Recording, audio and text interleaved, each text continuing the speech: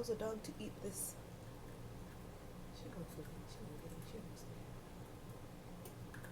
Or she's just gonna eat the stuff.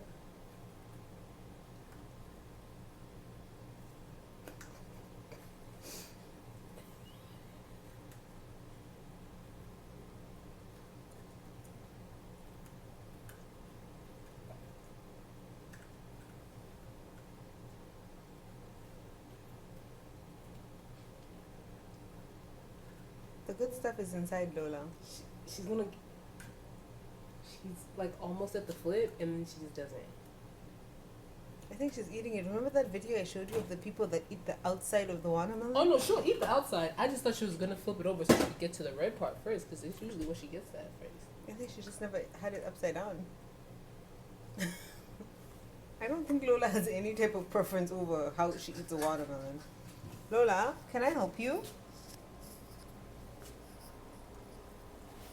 Loli. There. That's the good shit.